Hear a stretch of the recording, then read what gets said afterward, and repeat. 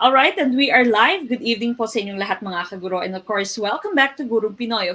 Now, let's all have our opening prayer before we move on with question number one. Please join me mga kaguro.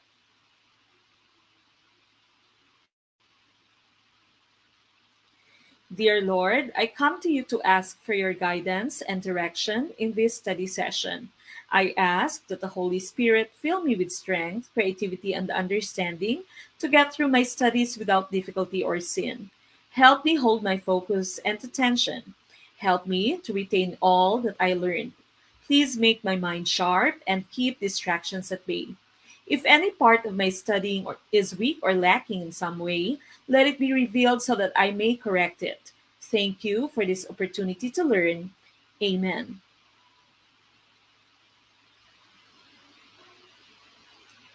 All right, once again, this is Final Coaching Day 11. Please do like, love, and share our video. Start a watch party. Tag your friends.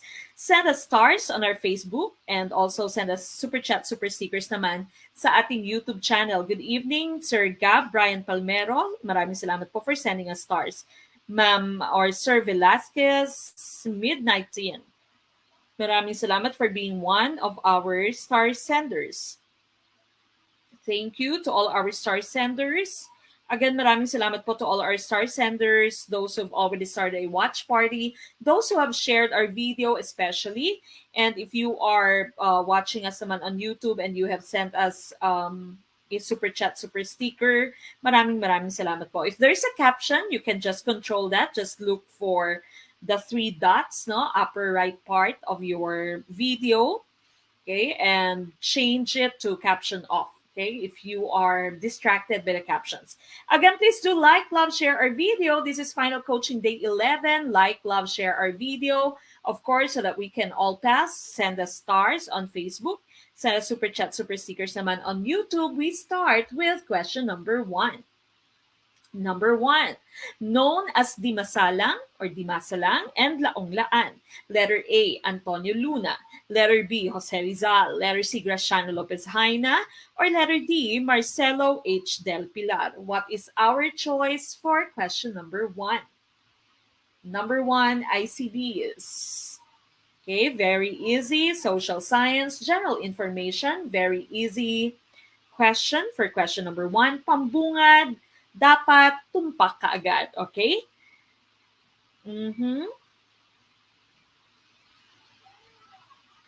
All right, question number one, again, Laong-Laan, Dimasalang or Dimasalang. The correct choice here, of course, should be our national hero, Dr. Jose Rizal. Okay, now what about the rest of our choices here? Letter A, Antonio Luna's pen name was Tagiilog. Graciano Lopez Haina's pen name was Diego Laura. He, of course, wrote Frei Butot.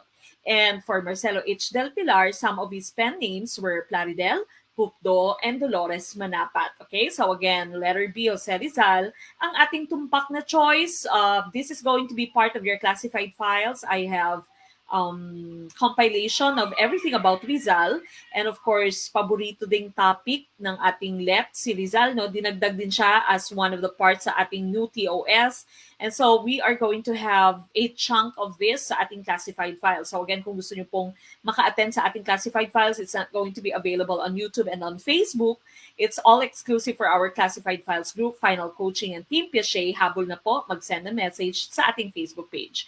Okay, so letter B for number one. We move on with question number two. Okay, number two.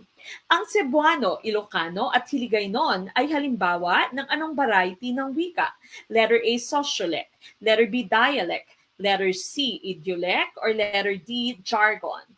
Okay, what is our choice? Number two.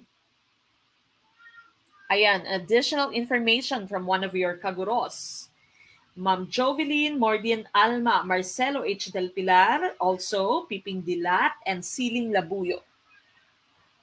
Okay, I also have a compilation of all the people in the LET, no? And all the fathers in different fields. Meron din po ako. So again, antabayanan po yan sa ating classified files.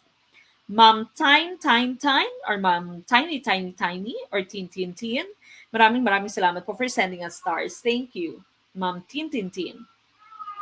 Ma'am, ako si Jane Malveda. Maraming salamat for being one of our star senders. Maraming salamat po. To all those who have started a watch party, thank you so much. Of course, please do share our video. Yung aking baby ay may sumpong, no? May topak. He's just almost 4 months, no? So, pasensya nyo na po, no? Sorry sa pag-iyak ng aking baby right now. Okay, letter B, dialect ang inyong tumpak na choice. And of course, the correct choice here, Cebuano, Ilocano, Hiligaynon, ay halimbawa ng anong variety ng wika. The correct choice, of course, would be letter B, dialect for number 2. Tumpak, karamihan sa atin. Congratulations. Okay?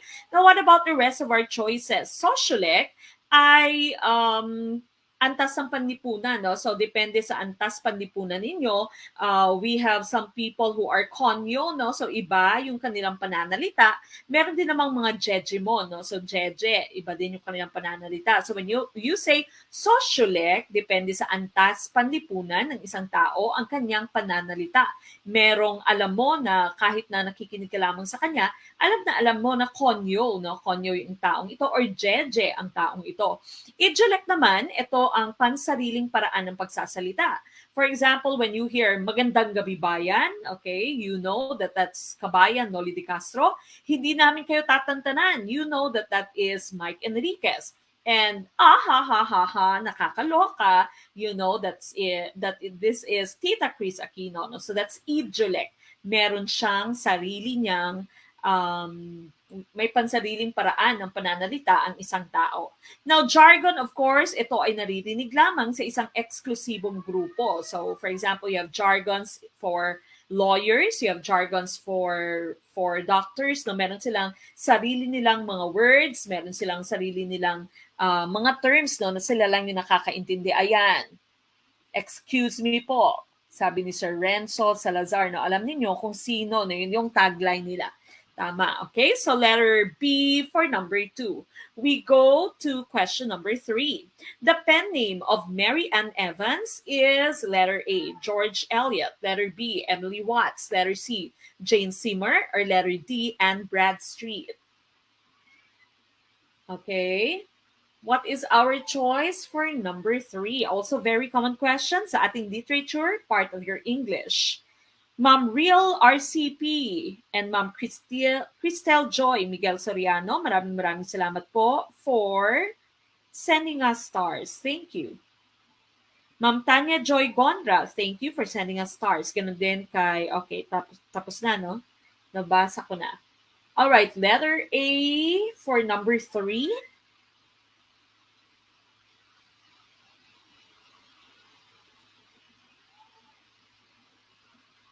Okay, number 3, I see a lot of letter A's. Mary Ann Evans, of course.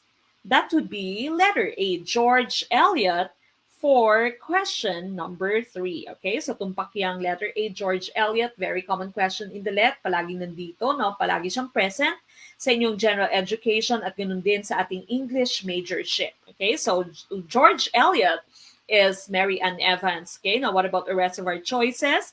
Emily Stripes Watts wrote Ernest Hemingway and the Arts in 1971. Jane Seymour was Queen of England as the third wife of King Henry VIII of England. She became queen following the execution of Henry's second wife, Anne Boleyn. She died of postnatal complications less than 2 weeks after the birth of her only child, the future King Edward VI. She was the only wife of Henry to receive a queen's funeral or to be buried beside him in St. George's Chapel, Windsor Castle. Okay, so ito ay of course related sa the late Queen Elizabeth II. Okay? So Queen of England, Jane Seymour used to be the Queen of England, and of course she died of postnatal complications and just less than 2 weeks after niyang manganak. She was the only wife of Henry to receive a queen's funeral. Okay, and she was buried beside him sa Windsor Castle in St. George's Chapel. Now, letter D, Anne Bradstreet was the first Puritan. When you say Puritan, that's English Protestant. Figure in American literature and notable for her large works of poetry as well as personal writings published posthumously. That means after she died, okay? But we were looking for letter A, George Eliot, for question number 3. We move on with question number 4. Tao Te Ching is the principle of literary work of Taoism, which was written by blank. Letter A, Lao Tzu. Letter B, Confucius. Letter C, Gautama Buddha. Or letter D, Mahatma Gandhi. Okay, what is our choice for question number 4?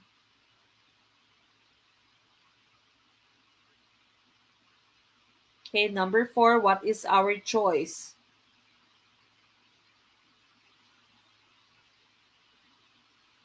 Ano po ang inyong choice for question number 4? I see a lot of letter A's for number 4.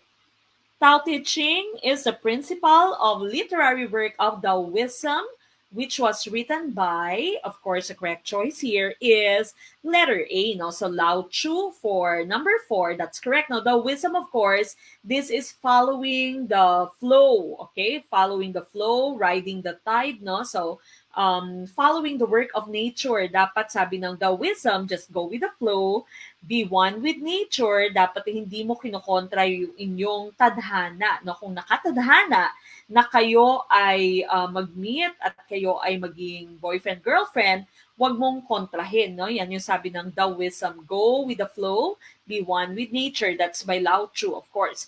Now, Confucius, of course, we also know him to be Confucio and Confuce. And he gave us a golden rule, no? So yung wag mong gawin sa iba, ang ayaw mong gawin ng iba sa'yo. And of course, also known for rituals. That's Confucius, Confucio, Confuce. Lao Tzu is also known as Lao Tse. Okay, Gautama Buddha naman founded Buddhism. And of course, under Buddhism, you have meditation. You also have the idea of nirvana, no? The heaven na, no? Yung rurok na ng heaven, that's nirvana, everlasting life na everlasting peace. Then of course you have Mahatma Gandhi, and he was known for non-violent resistance. He was also called Bapu, or the father of the nation in India. Okay, but again, your correct choice here would be letter A, Lao Tzu. If there's no Lao Tzu in the actual let, you can also choose Lao Tse. Okay, so Lao Tzu or Lao Tse ang ating choice for question number 4. We move on with question number 5. The molecules that contain an organism's genetic makeup is called letter A, DNA, letter B, nucleolus, letter C, cytosol, or letter D, genetic membrane. What is our choice for number 5? Question number 5, what is our choice? Ma'am Alona Enrique Sevilla, maraming salamat po for sending us stars. Again, please do like, love, share our video. Start a watch party. Please do not forget to share our video. And of course, you may send us stars as form of support to Gurong Pinoy sa ating Facebook. Super chat, super stickers naman po dyan sa ating YouTube channel. Maraming salamat. And of course, kung gusto nyo pa pong humabol, makita lahat ng ating files and join us sa ating classified files. Last day of registration is going to be on Sunday. Okay, so Sunday, that's the last day of our registration. Make sure that you complete our Google form no, sa ating groups prior to Monday. Okay, so once you become a member, kompletuhin na kaagad yung ating Google form sa inyong group.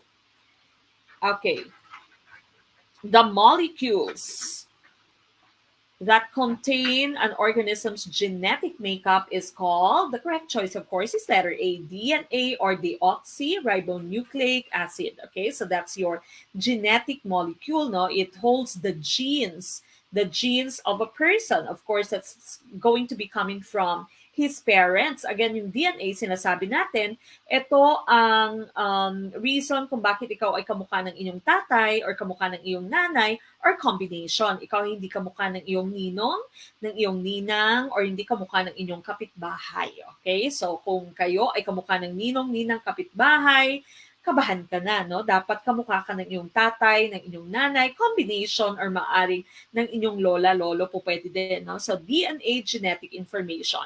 Nucleolus, that's, okay, this is found inside the nucleus and it makes ribosomes. Yung ribosomes, ito po yung parte ng inyong cell. na gumagawa ng proteins, no? That's the ribosomes. Cytosol, that is the liquid found inside the cell, okay? Liquid found inside the cell, that's called your cytosol. Genetic membrane, again, this is just a membrane, okay? So, yung hinahanap po natin would of course be DNA, deoxyribonucleic acid. Number 5 is A. We go to number 6. What is the LCM, least common multiple of 5, 6, and 7? Letter A, 200. Letter B, 203. Letter C, 205. Or letter D, 210. Okay, what is our choice for question number 6? Ma'am Verlene Owaskin, maraming salamat po for sending us stars. Ganon din kay Ma'am Joy S. Manuel. Ma'am Juna Ambes, maraming salamat for sending us stars for 3 weeks. Ma'am Priel Sarmiento Vasquez, maraming salamat for sending us stars. Thank you. To all our star senders and of course sa ating sharers, likers, lovers, maraming salamat po. Okay, 6, I see a lot of letter D's. Again, if you are given the term or the acronym LCM, least common multiple, you'd always need to start with the lowest of all numbers. No? Lowest of all numbers para hindi ka magkamali, no? Kasi least yung ating hinahanap. Okay? Because pag meron kang nakitang mukhang tama, pero hindi pala siya yung least, no? That means mali din siya. Okay? Akala mo lang tama, pero mali, no? Gaya sa taong iyong iniibig. Akala mo tama, pero maling tao pala. Si Sir Dominic Tagiam, maraming salamat po for sending us a super sticker sa ating YouTube channel. Suki din si Sir Dominic, no? Ang pag-send ng super chat, super stickers. Thank you po. Okay, letter D for number 6. So again, LCM, you start with 200. You know that it cannot be divided by 6 and 7 without remainder. Okay, so hindi po pwede yung 200. 203, hindi din siya po pwede, no? Especially if you have 7. 205, hindi din siya po pwede, no? Hindi siya divisible by 6 and 7.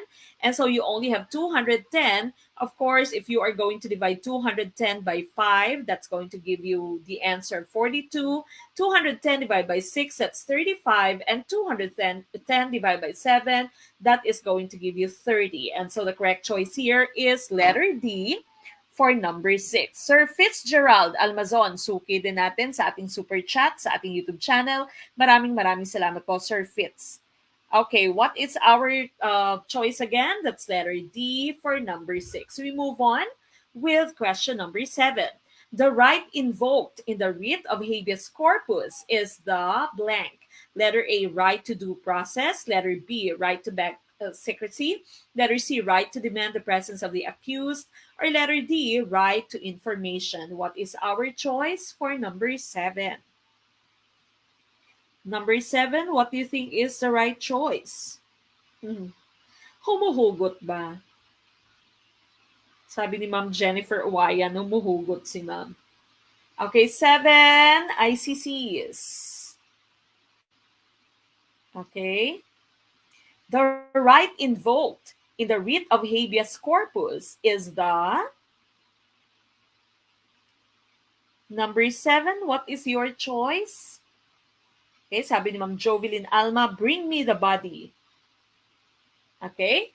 And of course, the correct choice here, writ of habeas corpus. Corpus stands for body. The correct choice, of course, is letter C, the right to demand the presence of the accused. No? Bring me the body. Po pwedeng tinatago yung accused. Po pwede din namang nagtatago yung accused. No? So, bring me the body, show me the body. That's habeas corpus. Now, what about the rest of our choices here? Right to due process. This is the legal requirement that the state must respect. All legal rights that are owed to a person, dapat kahit na merong hawak yung taga-akusano na meron siyang backer sa gobyerno, the government still need to follow the right to due process, no? Due process of the law. The legal requirement that the state must respect all legal rights that are owed to a person. Dapat walang palakasan. Dapat kahit na siya ay presidente, kahit siya ay konsehal, no, kahit siya ay isang malaking tao sa inyong society, the due process should always be followed. Okay, so that's letter A. Letter B, bank secrecy law. This prohibits any person from disclosing to any person Any information relative to the funds or properties belonging to the depositors in the custody of the bank, no? Wala kang karapatan na makita kung ano yung ipon ng isang tao sa isang bangko, no? So, that's bank secrecy law. Dapat sekreto kung anong naitago niya, kung magkano na yung savings niya, no? Wala kang right na kunin yung information from the bank. That's bank secrecy. And of course, letter D, right to information. This mandates timely response to citizen requests for government information. This is parang katulad siya ng transparency, no? So dapat if the citizens are demanding information from the government should give it in a timely manner. Dapat hindi dinidelay at dapat ay binibigay sa citizens yung information. Kaya meron ng mga nakapaskil, no? So that people may know may transparency na yung ating gobyerno. Okay, that's right to information. So letter C po, again, habeas corpus. Corpus is the body. Show me the body. Presence of the accused. Okay, so letter C for number 7. We move on with question number 8. The DANR mandated the total ban blank dynamite fishing. Letter A, with use. Letter B, to use. Letter C, of use. Or letter D, on the use. Maraming salamat, Ma'am Guy Guy, for sending us a super sticker dito po sa ating YouTube channel. Thank you so much. Okay, what is our choice? Number 7. Ma'am Maria Cassandra Di Iyala, maraming salamat po for sending us stars. Ganon din kay Sir or Ma'am Adriano Eileen. Thank you. And good evening. Okay, what is our choice? Number 8, this is a very common question sa Gen Ed. Parte siya ng grammar, no? So, after the terms total ban or ban, what's the prepositional phrase that you use, now phrasal verb, kumbaga, that you are using. Okay, number 8, total ban with use, dynamite fishing. Total ban to use, dynamite fishing. Total ban of use, dynamite fishing. And of course, the correct choice here is letter D. Total ban on something, no? Total ban on the use of dynamite fishing. Okay, so lagi po itong lumalabas ulit. Tama po yan. Yan yung sabi ng isa sa inyong mga kaguro, no? So letter D for number 8, no? On the use of. Total ban on something. Total ban on the use of dynamite fishing. That's letter D for number 8. We move on with question number 9. Si Fe ay masaya sa kanyang kaarawan. Ang salitang masaya ay isang patlang. Letter A, pang-ukol. Letter B, pang-abay. Letter C, pang-uri. Or letter D, pandiwa. What is our choice for number 9? Okay. What's our choice for question number 9? Thank you, Ma'am Mary Carr Falaminiano, for sending us stars sa ating Facebook. Ganun din kay Ma'am Rayo April. Maraming salamat po. Okay, number 9, ICC is si Fe ay masaya sa kanyang kaarawan. Ang salitang masaya ay isang halimbawa ng the correct choice here is letter C, pang-uri. Okay, so pang-uri po yung ating hinahanap. When you say pang-uri, in English, this is an adjective, no? So it describes your noun. Dinidescribe or inilalarawan niya yung inyong pangalan, the noun, or panghalip, no? Pronoun. Okay, so si Fe ay masaya. Masaya si Fe, no? So masaya here would describe Fe, who is your pangalan or who is your noun. Okay, so letter C, pang-uri, yung ating hinahanap for question number 9. Pang-ukol is preposition. Preposition ito in English. Pang-abay is adverb. And ang pandiwa mo naman is verb, no? Action words. Okay, so letter C, pang-uri, ang ating tumpak na choice. Number 10. The ordering of things according to the importance of a person attaches to them is known as letter A, hierarchy of needs, letter B, values hierarchy, letter C, academic hierarchy, or letter D, religious hierarchy. What is our choice? Again, kung gusto nyo pa pong humabol, you only have until Sunday para magpa-member po sa Team Piaget. Kung Team Piaget po yung inyong sasalihan. You have the final coaching from January, March, June, and of course, final coaching of the LEP, no, in October. And you also have your pre-board, lahat ng materials natin nandun sa Team Piaget, and you can also join the classified files.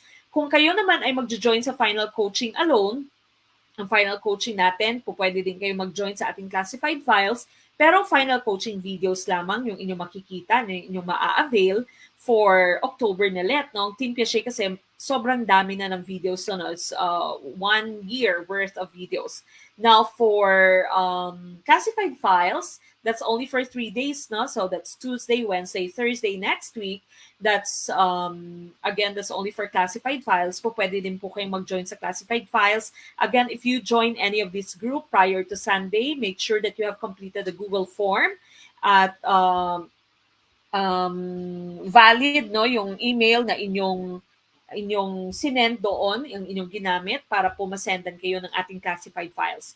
Sir Ramsville, maraming salamat po for sending us a super chat dito sa ating YouTube channel. Thank you, Sir Ramsville. Okay, what is our choice? Ma'am Yeth Renegado, maraming salamat for the stars. Thank you, Ma'am Yeth. Okay, according to the importance. If you give importance to a person, if you give importance to something, then that means you, letter B, no? You value something. You value something. Okay, so letter B, values hierarchy. Yung ating hinahanap, not the hierarchy of needs, no? Not academic, not religious. Values hierarchy, yung ating hinahanap dito because we are talking about importance. If you give importance to a person, then that means you value a person. If you give importance to something, then you value that thing. Okay, so number 10 is letter B, values hierarchy. We move on with question number 11. If a teacher gets the difference between the highest and lowest score, he obtains the letter A, range, letter B, standard deviation, letter C, level of difficulty, or letter D, median. What is our choice for 11? Question 11, what is our choice? Okay, ano kaya ang tumpak na choice for number 11? Laban lang mga kaguro, no? What is our choice? Number 11, ano po ang ating choice? If a teacher gets the difference between the highest and lowest score, he obtains the letter A, range, letter B, standard deviation, letter C, level of difficulty, or letter D, median. Okay? Ang tumpak na choice here, of course, would be letter A, range, no? So range po, whenever you have your highest minus lowest score, that of course is the formula for your range. Okay? Now, median, ang median mo naman is the middlemost score, no? Pati siya ng inyong central tendency. Level of difficulty, this is your difficulty index, no? We also studied this in yesterday, no? Sa ating items yesterday, meron tayong difficulty indices. And of course, range and standard deviation, these are two measures of dispersion, no? Kung gaano ka spread out, spread apart, yung inyong scores. And of course, range is the most easily computed. No? So highest minus lowest score, yan lamang po yung inyong formula for the range. Now, ang letter B mo naman, standard deviation, that is, or this is a formula for standard deviation, square root of the summation of the quantity x minus x. Now, this is the mean, squared, or raised to the second power divided by n minus 1. Okay, so of course, you have x as a score for each point in data. X with a bar, that's the mean, that's the average. N is a sample size, okay? This is the formula for standard deviation. But we are not looking for that in question number 11, letter A po, ang ating tumpak na choice. We move on with question number 12. In what way, okay, in what way can teachers uphold the highest possible standards of quality education? Letter A, by working out undeserved promotions. Letter B, by putting down other professions to lift the status of teaching. Letter C, wearing expensive clothes to change people's poor perception of teachers. Or letter D, by continually improving themselves personally and professionally. What is our choice for number 12? Okay, number 12, what do you think is the correct choice?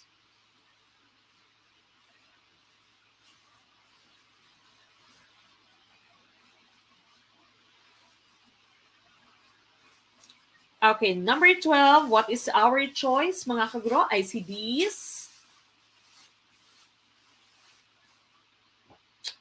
Okay, in what way can teachers uphold? Paano mo ma-uphold yung highest possible standards of quality education? Ikaw ba ay magpapapromote kahit hindi ka deserving? That's letter A. Letter B, ipuput down mo yung other professions para lang malift yung status mo as a teacher. Letter C, are you going to wear expensive clothes para ma-change yung mind ng mga tao about their perceptions of teachers being poor? Or letter D, by continually improving themselves personally and professionally. Of course, we all know that's letter D, okay? Pretty obvious. There's no need to explain, okay? Number 13. What does a conservative Filipino student experience when she migrates to the United States and witness for herself public display of affection? Letter A, acculturation. Letter B, culture shock. Letter C, colonial mentality. Or letter D, enculturation. What is our choice for 13? Okay, number 13. Ano po ang ating tumpak na choice?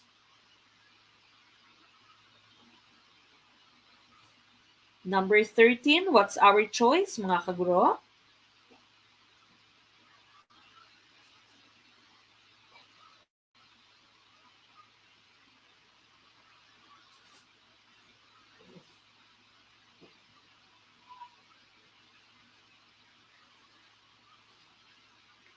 Okay, ICB sa ating comment box. Tumpak kaya ang letter B?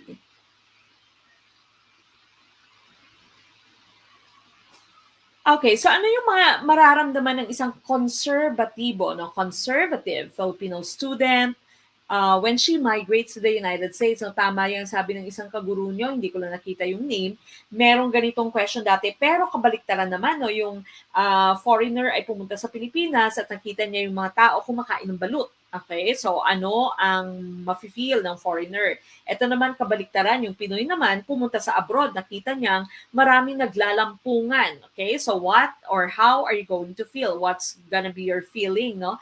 The correct choice, of course, is letter B, tumpak yan. Culture shock, because of course, the person is conservative and the person is not used to paglalampungan in public. Pero ngayon medyo naging marami na din naman, no, sa especially sa mga teenagers, nakikita natin nag-holding hands, nag-aakbayan, nagha-hug in public, no. So siguro hindi naman na ganun ka culture shock yung mangyayari, no, kapag napunta tayo sa ibang bansa, maliban na lamang kung masyadong conservative pa rin yung ating upbringing, no, at yung ang ating community. But of course, letter B po yung ating hinahanap dito. What about the rest of our choices? Of course, you know the meaning of colonial mentality, no? This is xenocentrism, thinking that the culture of other people, the culture of other countries, the products of other countries are better than ours. Now, what about acculturation and enculturation? When you say enculturation, this is learning one's own culture. Common question in the let about enculturation: when your parents teach you how to make bagoong, or when your parents teach you how to make mano, no? So when your parents teach you how to make kopra, kung kayo ay magko-kopra, okay? So that's enculturation, learning your own culture. Acculturation is blending of cultures, adjusting one's culture to that of a bigger group. So if you go to the US, for example, and you slowly adjust to their culture, and you slowly combine, no, parang biniblend mo yung kultura mo at yung kultura ng Amerika. They are a bigger, they are a majority group, and you blend in with their culture, but you do not completely forget your culture. Then that would be acculturation. Pag assimilation na po, you have completely forgotten your own culture, no, completely forgotten na yung inyong sariling kultura. Okay, so letter B for number 13, we go to number 14. To have a test with a wide coverage, power to test analytical thinking, and ease of scoring, which type should teachers use? Letter A, completion. Letter B, short answer. Letter C, alternate response. Or letter D, multiple choice. What is our choice for 14? Okay, what is our choice? Number 14. Again, marami po tayong mga video sa ating YouTube channel. Kung kayo po ay hindi pa nakakanood na may mga videos tayo doon na paisa-isang topic. No? So may Bronfenbrenner, Four Pillars of Learning, may Isms of Education, Mean Median Mode, may iba't ibang videos. So balikan niyo po yung lahat. Again, mag-movie marathon bago mag-take ng LEP. Okay, so again, tomorrow po ay wala tayong pasok. The next time that we see each other is going to be on Tuesday. But make sure that you have completed the form because pa isa-isa, I would be sending copies of your classified files. Again, make sure that you have a PDF reader. Nababasa po ng ibang kaguro yung ating files. No? Sa mga nagsasabing hindi nababasa, make sure that you have your PDF reader. Kung mahirapan kayo sa cellphone, po pwedeng gumamit ng laptop, pumunta sa internet cafe, no? Slowly, I will be sending some files. And after tonight, I will be reopening the rest of your final coaching, no? Sa tabayanan niyo po yan. So, tutok na tayo. 10 days to go na lamang. But then again, yung ating pong advice, huwag kalimutang magpahinga, matulog, kumain. Okay? Hindi po bawal na mag-prepare for the LET, pero bawal pong mamatay at bawal pong malagutan ng hininga habang nagpe-prepare for your upcoming LET. Okay? 14, D. And of course, that is the correct choice. Okay, so wide coverage, analytical thinking, and ease of scoring. Very easy to score. Yung multiple choice mo, it is very easy to score, but it is very difficult to make. No? So, medyo tasking siya to make. No? For example, when we make these slides, medyo mabusisi. No? Maraming pinagdadaan ng proseso. Course, tapos ililipat pa natin sa quizzes, no? And so the correct choice here is letter D for 14. Ayan, bawal mamatay. All right, we move on with question number 15. To occupy a government position, one has to pass an examination on Confucian thought. From whom did this influence come? Letter A, Hebrews. Letter B, Chinese. Letter C, Hindus. Or letter D, Greeks. What is our choice?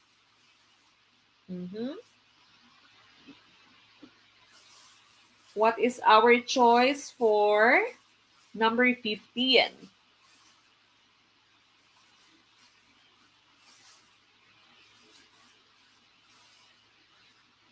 Okay, 15, letter B.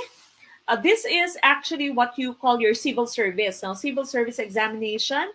And this, of course, you have the term confusion. No? So this is by Confucius. And so letter B, no, very obvious. Letter B is your choice. No? Your Chinese people, they have the longest form of education. So longest education, ito yung binigay nila sa atin, of course, civil service exam. And sabi ni Confucius, everyone should be educated in the same way, no? So dapat pare-parehas yung pag-teach mo sa mga poor, sa rich, sa middle class, sa mga iba't ibang antas sa lipunan, pare-parehas dapat ang pag-teach, no? So that's Chinese education for number 15 at Hebrews, Hindus, nor Greeks. We move on with question 16. The strengthening of liberal education, which includes classical literature in the curriculum, is based on the thought of the letter A, rationalists, letter B, hedonists, letter C, humanists, or letter D, Stoics. What is the correct choice for 16? Okay, what is our choice for number 16?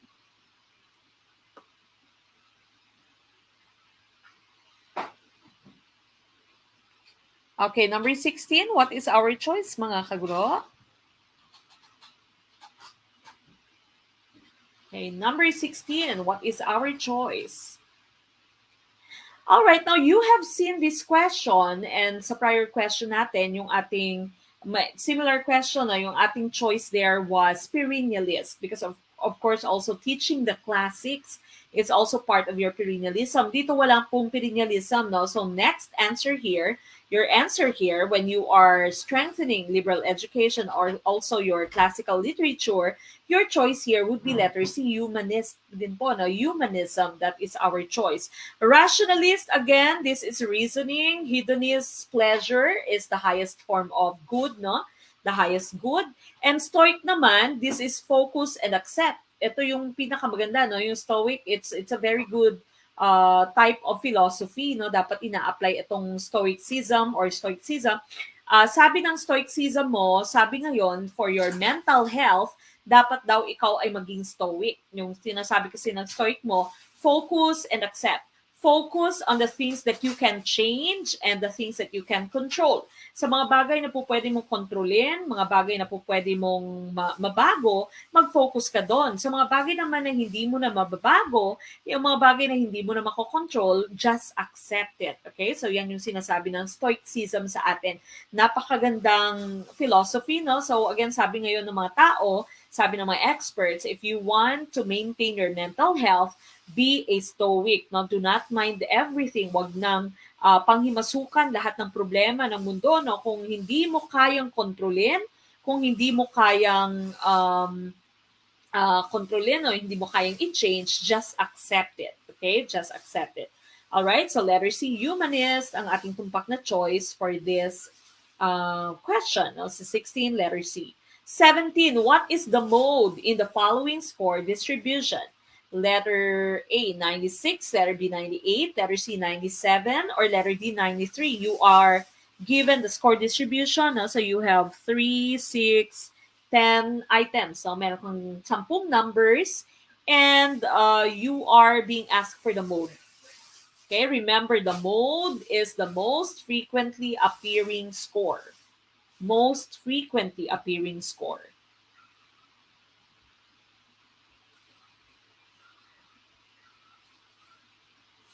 Okay, so what is our choice for number 17? Sabi ni Ma'am Aida Amora, mode, paulit-ulit. Ang ingay. Dito sa bahay, may supot. Okay, 17, letter C. What is the mode in the following score distribution? Mode, sabi ni Facebook user Suki. Okay, so paulit-ulit, only yung mode, no? So you have your score distribution here. Unang-unang gagawin mo dito, i-arrange mo sila, no, yung scores mo from lowest to highest para mas maiging makita mo yung inyong mode, no? Mas madali mo makita yung mode. So 80, 81, and so on. 98 is the highest. Now, obviously, you only have one item here, one number here that appeared the most, no? Appears the most, and of course, that's letter C, 97. Okay, so 97, that is a correct choice for 17, letter C. We go to number 18. Interpreting assessment results considers consistency, which is described when the results are consistent. Letter A, validity. Letter B, reliability. Letter C, subjectivity. Or letter D, objectivity. What is our choice for question 18?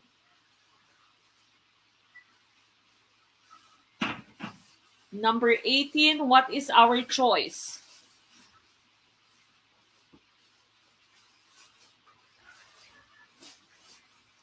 Okay, number 18, ICBs. Number 18 is asking about consistency. If the test is giving you consistent scores, now the scores of the students are consistent, pare-parehas yung scores, no? You'd call this, of course, letter B is tumpak na, that's reliability. Now, remember, validity, ang sinasabi nating validity, no, when the test measures what it intends to measure. Tama yung test mo in terms of your objectives, no? So, it measures what it intends to measure, that would be validity. Reliability is when the scores are consistent. Now, tandaan, some tests can be reliable but may be invalid. Okay? So, tandaan again, some tests may be reliable pero hindi valid. It may be invalid, no? Nagahang yata ako. So, again, it does not necessarily follow na kung reliable yung test, valid din siya. Sometimes a test can be reliable without being valid. But all valid tests are reliable, okay? All valid tests are reliable, but some tests may be reliable but invalid. Okay? Ang subjectivity mo naman, when you say subjectivity, this pertains to whether you have bias or not. No? When you are being subjective, that means meron kang bias. No? Ito ay kabaliktaran ng inyong objectivity. Objective ka, dapat fair ka. No? The objectivity means fairness. Okay, so fair ka. That's objectivity. All right, so the correct choice here, of course, would be letter B, number 18. Okay, basahin ko lamang no, para kayo ay ma-inspire. Si Sir Jomin and Sendad, LPT, no? Sasabi ni Sir Jomin, good evening, Mamek. Sobrang nakakamiss ang Gurong Pinoy. Basta ganitong oras nakatutok talaga ako. God bless and good luck, let takers. Team Piaget here, no? Hashtag Team Piaget here. Hashtag June Let Passer. Okay, so congratulations again, Sir Jomin and Sendad. No? So sana ay ma-inspire kayo again. Kayang-kaya pong maging LPT sa tulong ng Team Piaget at sa tulong ng ating mga kaguro. Okay, so number 18, again, that's letter B. We go to question number 19. Based on Edgar Dale's cone of experience, which activity is farthest from the real thing? Letter A, watch a demo. Letter B, view images. Letter C, listening to radio. Or letter D, attend exhibit. Okay, so which one is farthest? Farthest from the real thing. Farthest from the real thing. What is our choice? 19 ICCs. Farthest from the real thing po yung ating hinahanap. Letter C kaya ang ating tumpak na choice. The correct choice here, of course, is according to Edgar Dale, no? So yan, you have read, hear, view images, watch videos, attend exhibits, okay, watch a demo, and so on. The correct choice here would be listening to radio, okay? So it's going to be part of your hear. Your view images nandito pa, no? Mas malapit pa siya or mas nasa baba pa siya ng inyong hear. Watch your videos nandito, watch your demonstration nandito din, attend exhibits nandito din. So hearing, that is the least, no, 20% of what you hear, you remember. Okay, so listening to radio, ang ating tumpak na choice, yes, farthest po, no, not nearest. Okay, not nearest to the real thing. All right, we go to question number 20, last question tonight. Teacher Z instructs her class to refer to the dictionary in correcting their spelled words. Which practice is exemplified? Letter A, curriculum indigenization. Letter B, computer assisted instruction. Letter C, multi-level instruction. Or letter D, self-evaluation. What's your choice? Number 20. Okay, ano kaya ang ating tumpak na choice for question number 20? Okay, so sabi ni Teacher Z sa kanyang estudyante, i-check nyo sa dictionary whether you have spelled or misspelled the words. Okay, so which practice is being exemplified? The correct choice here, of course, is letter D, no, self-evaluation, metacognition, no, thinking about their thinking or learning about their learning. They are evaluating their own work. And so, letter D ang ating tumpak na choice. Now, ang inyong curriculum indigenization, you give indigenous concepts or indigenous touch sa inyong curriculum. For example, yung inyong mother tongue, no, sa ating curriculum, that's doing curriculum indigenization. Meron kayong indigenization ng inyong curriculum. Ang inyong letter B, computer-assisted instruction, this is by B.F. Skinner. Computer-aided instruction or computer-assisted instruction mo, meron kang parang flow chart, no? So, sunod-sunod yung inyong instruction, nakikita mo lamang through the computer. And multi-level instruction, of course, again, this means iba-iba yung level of instruction. Pwede siyang maging combination classes, no? Your combination classes, iba-iba yung levels ng inyong mga estudyante. And that ends our final coaching. Natapos na yung ating final coaching from 1 to 11. That's 150 for your Gen Ed, 150 for your Prof Ed Antabayanan. I will be reopening the links later. Hindi na po ako naglalagay ng passers at hindi na po tayo naglalagay din ng ating top-notchers because sobrang busy na tayo. Ang dami na natin ginagawa. No? And again, I will be opening all the final coaching after this. So, isang bagsakan na lamang po siya, isang post, lahat ng links from 1 to 11 nandun. Sa ating Team Cachet, I've also reopened yung inyong January, no, na final coaching. I will fix that later so that you can see the correct choices. And I will be reopening March and June. Pagkatapos classified files, no, paunti-unti ay magpapasa na rin tayo. So again, make sure that you have completed the form. Kompletuhin na po yung form ngayon so that makita ninyo yung mapasa na natin, no, pa isa-isa yung ating classified files. And then, of course, do not forget to do movie marathon at magsimba on Sunday. Mag 7 churches if you can, no? And again, remember, sa actualet daw ay mag-wear ng red underwear. Pumunta sa 7 simbahan or more than 7 pa nga sometimes, no? And of course, do not be absent Tuesday, Wednesday, Thursday. Meron tayong classified files. And we are going to be discussing all the things that you need to do about your actual let. So, wag po kayong mawawala. Mag-aral na mabuti, mag-movie marathon. But then again, kumain, matulog ng mabuti din, magpahinga. If you need to, bawal mamatay, bawal matigok before the let. Okay? Malapit na, 10 days to go. Kayang-kaya, magiging licensed professional teachers na lahat ng ating mga kaguruson. Soon, no? This has been Coach Mek of Gurong Pinoy. I'll see you on Tuesday, no? Tuesday pa po yung ating balik. I leave you the saying. Of course, sabay-sabay po tayo. Maliit man na butil ng mga kaalaman, ang dulo nito ay malaking kaginawaan. Maraming salamat. Good night. Happy weekend. And go to church on Sunday. See you